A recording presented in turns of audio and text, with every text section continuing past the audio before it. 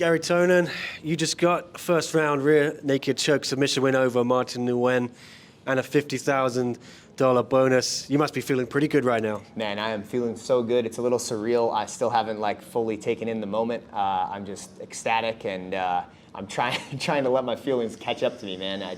I was really, it just wasn't what I was expecting. I was expecting a different fight. I was expecting, I was talking to myself the entire time leading up to the fight, talking to myself about how I was going to probably have to take damage. This was going to be a really tough fight, and I was probably going to have to come back from adversity and all these things. And I went out there, took his back and strangled fairly quickly, by the end of the round. And I hope every fight goes that way. But I know Martin's a hell of a fighter, and I was prepared to go to war with that guy. So yeah, it's different than I expected, but I'm very happy that it went this way. I'm gonna hold two mics. Amazing. Love that. Kind of weird imagery. $50,000, and you joked you're gonna buy a Japanese toilet. Is that a joke or real? Yeah. You say I joked. I am most definitely purchasing a Japanese toilet as soon as I go home. I've been wanting one for a long time, but I haven't quite. They can be expensive, but man, it is a luxury that I think I want. And now that we got the $50K bonus, it could be reality for me. Yeah, I don't blame you. if I had $50K, I would probably do the same. Yeah. But you look like you don't really have a scratch on you, a little mark on your nose there. But Martin wasn't able to implement anything of his game plan. Really, you took control quite early on, took him down, and I think the last 5-10 seconds of the first round. Right.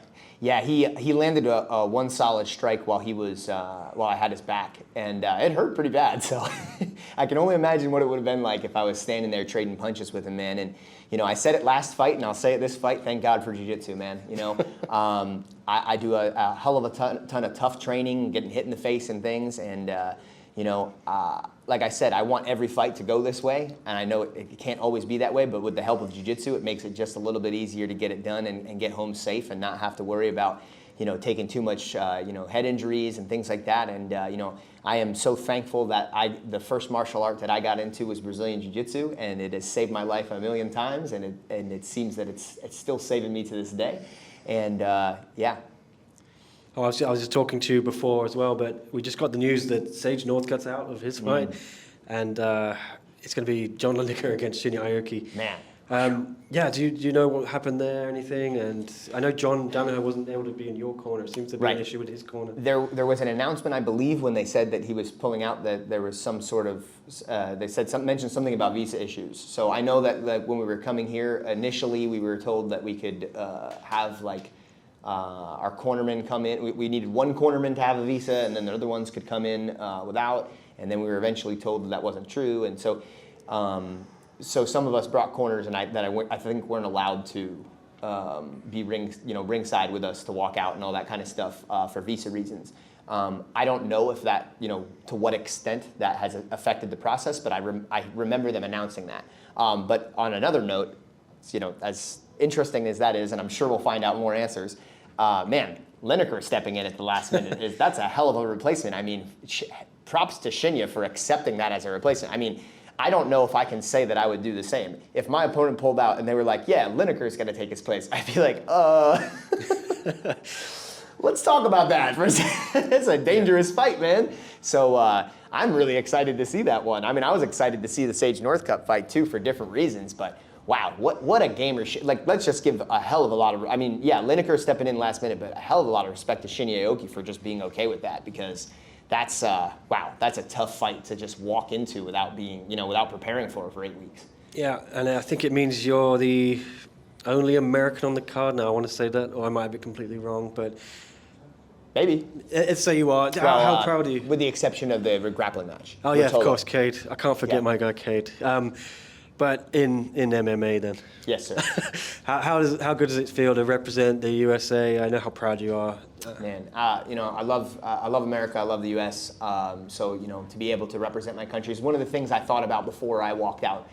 It's because part of my procedure for getting ready for this is to kind of walk myself through some gratitude and appreciation for what I have and what I'm doing. To be a little bit more present. because it's helpful, I think, sometimes to do that, to just be to be thankful. It's like, hey man, yeah, it's really nerve-wracking like doing this, but at the same time, it's like, wow, how awesome is this that I get to come out here, I get to fly all the way to Japan, such a cool place to visit, but at the same time, I get to be in a foreign place, but be a representation of my country in such an amazing way, in high-level mixed martial arts, and to do it the way that I did it too, man. It's just such an amazing feeling, and I try to remind myself of that stuff sometimes because it just keeps me a little bit more grateful. And I'm grateful for everything that I have and everything that America has given to me, and I'm grateful to be here in Japan and to share this country with them while I'm here. Yeah, a couple of great wins for you now, back to back, and we know what's next. You've got a title fight.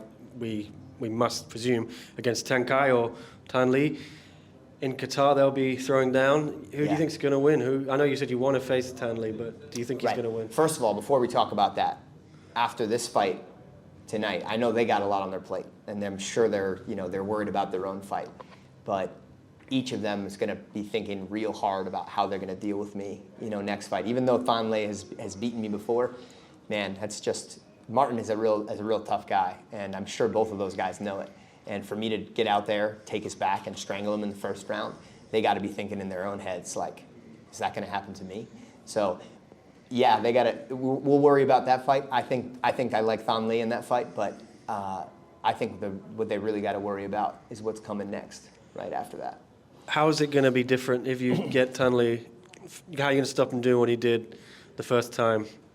I mean, the original game plan with Tan was to take him down and take his back and strangle him, similar to Martin, and that's how I see most of my fights going because of my skill set.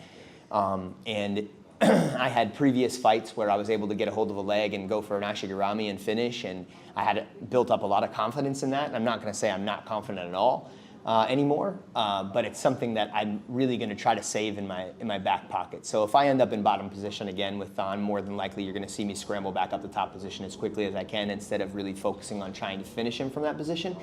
And I think that changes the entire fight, and the fight probably goes fairly similar to the fight that you guys just saw.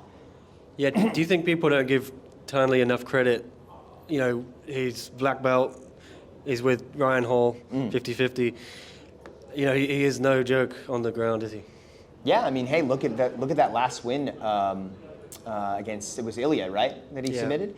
Yeah, look at that last win against Ilya where he pulled out. Because, I mean, hey, listen, it's one thing to, use some jiu-jitsu, pass somebody's guard, take somebody's back, whatever the case may be. But, leg locks are pretty elaborate techniques. It's a tough thing to do, to finish. To be fair, maybe Ilya isn't very, defensively sound with leg locks. But nonetheless, to pull it out in a fight scenario, when you had just gotten taken down, because I think that's what happened. I think he got Kosoto'd to the floor or something, and he managed to get a hold of a leg and finish, and it looked like mechanically very good. I mean, hey, Tan's been putting in work in jiu-jitsu. There's no question about that. So, yeah, he's very comfortable in grappling situations, and I knew that going into our fight, but it looks like he's getting even better. Watching him actually execute a finish, because.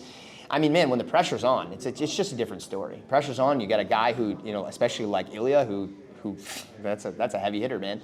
On top of you that could end the fight at any moment, the same way that Tan ended the fight for me.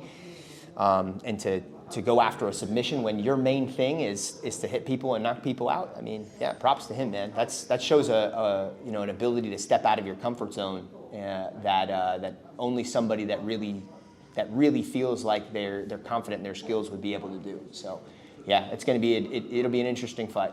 All right, and finally, I'm going to let you call your shot. I presume you want this fight against Tang Kai or Tan Le in Denver, or I always forget the second one. Atlanta, yeah. Yeah. Oh man, I believe the Denver show's first, so yeah, let's do that. But if not the Atlanta show, man, I would love to fight for my UFC fans, man, to have a fight on American soil. Just because I've never had the opportunity. I'm probably one of the few American mixed martial artists that even does MMA that has never had the opportunity to fight. Period. In America. So. Man, that would be such an amazing experience to be able to do that in the U.S. in front of U.S. fans. I love Asia. I love traveling to all these places. I love Japan. But I'm sure that a Japanese fighter would say the same thing if they hadn't had the opportunity to fight in their own home country, that they would be dying to do so. And so I would love that to happen, and hopefully it does. If not, man, let's get me on a grappling card on one of those cards. Whatever we got to do to have me out in front of the American audience for one championship, let's do it. All right. Congrats again, Garry. Well done. Cheers. Enjoy the bonus and the Japanese tournament. Yes. Thank you so much. Thank you, Japan.